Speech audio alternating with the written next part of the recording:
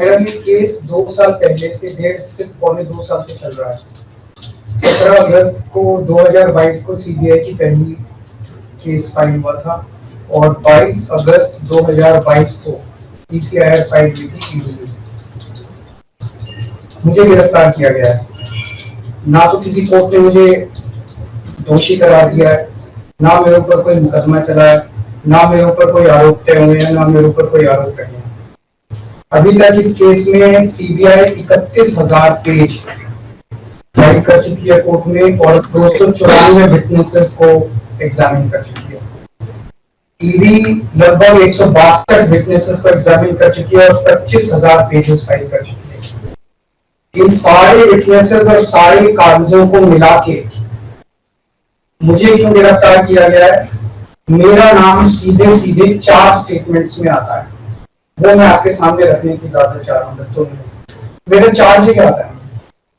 पहला, सी अरविंद मनीष सिसोदिया जी के सेक्रेटरी थे। उन्होंने ये कहा है, स्टेटमेंट दिया है कि एक दिन मेरे घर में मेरी मौजूदगी में मनीष सिसोदिया जी ने उनको कुछ एक्साइज के डॉक्यूमेंट्स हैंड ओवर किए। That's it madam. उन्होंने ये नहीं कहा कि मेरी मौजूदगी में पैसे दिए, कोई ऐसा कोई डाउट नहीं है। मेरी मौजूदगी में सी अरविंद को मनीष सिसोदिया जी ने एक्साइज के कुछ डॉक्यूमेंट्स दिए। मैडम, मेरे घर पे ढेरों एमएलए आते हैं, ढेरों मंत्री आते हैं, ढेरों डिग्निटरीज आते हैं, अपने अपने सेक्रेटरी लेते हैं, वो आपस में फुसर भी करते रहते हैं, आपस में डॉक्यूमेंट्स के एक्सचेंज। मुझे क्या पता कि कौन किसको क्या दे। Is this a sufficient reason to arrest the sitting chief minister? क्या ये स्टेटमेंट एक सिटिंग चीफ मिनिस्टर को अरेस्ट करने के लिए पर्याप्त है? नंबर 1। नंबर दूसरा स्टेटमेंट, एमएसआर मगुंटा श्रीनिवास रेड्डी, ये मेंबर ऑफ पार्लियामेंट थे, जगन रेड्डी की पार्टी से। एमएसआर एक दिन 16 मार्च 2021 को 4:30 बजे मेरे दफ्तर आते हैं। उससे 10 दिन पहले उन्होंने मेरे ऑफिस में चिट्ठी ईमेल भेजी कि मैं एमपी हूँ, मुख्यमंत्री से मेरे ऑफिस वालों ने उसको 10 दिन बाद का टाइम दे दिया। वो मेरे पास मिलने के लिए आते हैं 4:30 बजे।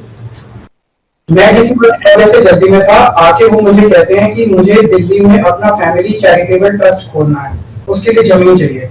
मैंने उनको कहा कि जमीन हमारे अंडर में नहीं आती, एलजी साहब के अंडर में आती है, आप मुझे चिट्ठी दे दीजिए, मैं एलजी साहब को फॉरवर्ड करूंगा एंड दैट्स इट। सो ये हुआ 16 सितंबर 2022 को उनके घर पे रेड होती है। उनसे पूछा जाता है कि क्या आप केजरीवाल जी से मिले? वो कहते हैं कि हाँ मैं मिला और मैं केजरीवाल जी से अपने फैमिली ट्रस्ट की जमीन मांगने गया था। ये 16 सितंबर 2022 को सेक्शन 17 का स्टेटमेंट है।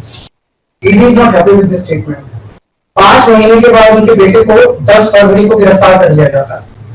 उसके बावजूद भी वो अपने स्टेटमेंट पे कायम रहते हैं। उनका दोबारा गिरफ्तारी के बाद स्टेटमेंट लिया जाता है, वो कायम रहते हैं। 5 महीने जब उनका बेटा गिरफ्तार रहता है तो बात टूट जाता है। 16 जुलाई को बदल लेते हैं। उसके बाद वो 16 जुलाई को वो अपना स्टेटमेंट बदल लेते हैं। 18 जुलाई को उनका बेटा छूट जाता है। उसके बाद उनका कोई स्टेटमेंट नहीं होता। That's it. स्टेटमेंट पे स्टेटमेंट हो रहे थे जब तक वो अपना स्टेटमेंट मेरे खिलाफ नहीं दे रहे थे। जैसे उन्होंने मेरे खिलाफ स्टेटमेंट दिया, बेटा भी छूट गया, स्टेटमेंट होने भी बंद हो गए और 3 अक्टूबर को उनका माफीनामा भी हो गया। Mission accomplished. इसका मतलब ईडी का मिशन केवल और केवल मुझे फंसाना था। 3 सेक्शन 50 के स्टेटमेंट है। तीनों में से तीनों सेक्शन 50 के statement they are equal in the eyes of the law. तीनों बराबर है, तीनों की ग्रेविटी सेम है। तो उसमें से एक स्टेटमेंट के तवज्जो क्यों दी गई? क्या जांच की गई है जानने के लिए उसमें से एक ठीक है बाकी 2 गलत है। जो 25,000 पेज ईडी ने फाइल किए हैं कोर्ट के अंदर, उन 25,000 में जो केजरीवाल के खिलाफ वाला स्टेटमेंट है केवल वो लगाया गया, बाकी दोनों स्टेटमेंट दबा दी गई। क्यों मैम? कोर्ट के सामने तीनों स्टेटमेंट लाए जाने चाहिए थे ताकि कोर्ट डिसाइड कर सके सच्चाई क्या है। चलो ठीक है। और मैम तीसरा स्टेटमेंट है उनके बेटे का, राघव मगुंटा से 16 सितंबर को उसके घर पे जब रेड होती है उनसे स्टेटमेंट लेते हैं कि says whatever his father had said. उसके बाद 10 फरवरी को उनको अरेस्ट किया जाता है। उसके बाद उनके 5 स्टेटमेंट्स होते हैं। पांचों स्टेटमेंट्स में वो वही बोलते हैं जो पहले बोला। फिर 5 महीने तक वो जेल में रहते हैं। उसके बाद जब 16 जुलाई को उनके पिताजी स्टेटमेंट बदलते हैं तो 18 जुलाई को उनको छोड़ दिया जाता है। तो 7 स्टेटमेंट उनके हुए, 6 में वो मेरे खिलाफ नहीं बोलते, 7वें में जैसे ही मेरे खिलाफ स्टेटमेंट देते हैं उनका उसके बाद कोई स्टेटमेंट नहीं होता, उनको जेल कर दिया जाता है, उन्हें माफीनामा दे दिया जाता है। तो जो 6 स्टेटमेंट्स हैं ये रिकॉर्ड पे नहीं लाए जाते। चौथा है शरद रेड्डी। शरद रेड्डी के केस में 16 सितंबर को उसको अरेस्ट किया गया, 16 सितंबर को उसकी अरेस्ट हुई, उसने मेरे खिलाफ कुछ नहीं बोला। 9 नवंबर को उसका स्टेटमेंट लिया, उसने कुछ नहीं बोला। 10 नवंबर को उसकी अरेस्ट हुई, उसके बाद उसके 9 स्टेटमेंट्स होते हैं, मैं 9 स्टेटमेंट्स वो मेरे खिलाफ नहीं बोलता। उसके बाद 6 महीने उसको अरेस्ट करने के बाद 25 अप्रैल को वो टूट जाता है और वो केवल इतना कहता है कि मैं विजय नायर के साथ मिलने सीएम साहब के पास गया था, सीएम साहब जल्दी में थे, सीएम साहब ने कहा कि विजय के टच में रहो, विजय अच्छा लड़का है। मैं केवल ये जानना चाहता हूं कि क्या ये 4 स्टेटमेंट्स एक सिटिंग चीफ मिनिस्टर को अरेस्ट करने के लिए, मैम 2 मिनट दे दीजिए, कि ये पर्याप्त है? नंबर 1। नंबर 2, जो 30,000 पेज फाइल किए गए हैं, ये 30,000 पेज के अलावा 1 लाख पेज ईडी के दफ्तर में जो हमारी बेगुनाही के सबूत है, उनको कोर्ट के सामने नहीं लाया गया। ये दूसरी बात मैं ये कहना चाहता हूँ, ये शराब घोटाले का पैसा आखिर है कहां? जो शराब घोटाला कहा जा रहा है, मैम ये आरोप लगाया जा रहा है कि 100 करोड़ रुपए किसी साउथ लॉबी ने शराब की हमने पॉलिसी बनाने के लिए, हाँ जी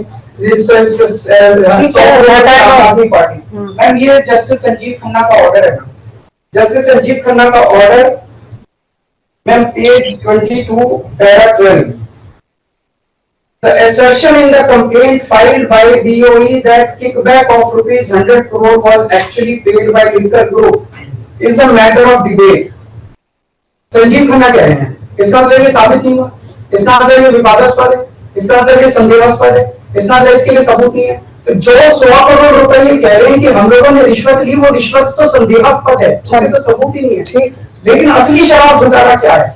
असली शराब घोटाला शुरू होता है ईडी की जांच के बाद। जब ईडी की जांच शुरू हो जाती है, ईडी की जांच के 2 मकसद हैं। एक स्मोक स्क्रीन क्रिएट करना पूरे देश के सामने, आम आदमी पार्टी ने चोरी की है, आम आदमी पार्टी भ्रष्टाचारी है, आम आदमी पार्टी ने शराब घोटाला किया, और उसके पीछे एक्सटॉर्शन रैकेट करना जिसके जरिए वो एक्सटॉर्शन रैकेट करना जिसके जरिए वो पैसे इकट्ठे कर रही है। मैं आपको सबूत दे रहा हूँ। शरद रेड्डी के केस में शरद रेड्डी को बेल 2 वजह से मिली।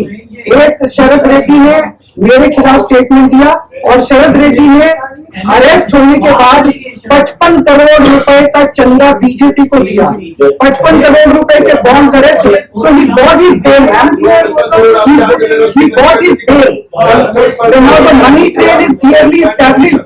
Money trail is clearly established. And just last 1 minute. Last 1 minute. The money trail is established, ma'am. उसने अपनी बेल अरेस्ट होने के बाद 55 करोड़ रुपए का चंदा बीजेपी को दिया, बीजेपी के अकाउंट में सीधा गया। मनी ट्रेल इज एस्टैब्लिश्ड और यही पूरी जांच का मकसद था। एक तरफ आम आदमी पार्टी को क्रश करना, एक स्मोक स्क्रीन क्रिएट करना, भ्रम का पर्दा और पीछे से एक्सटॉर्शन करना। Thank you.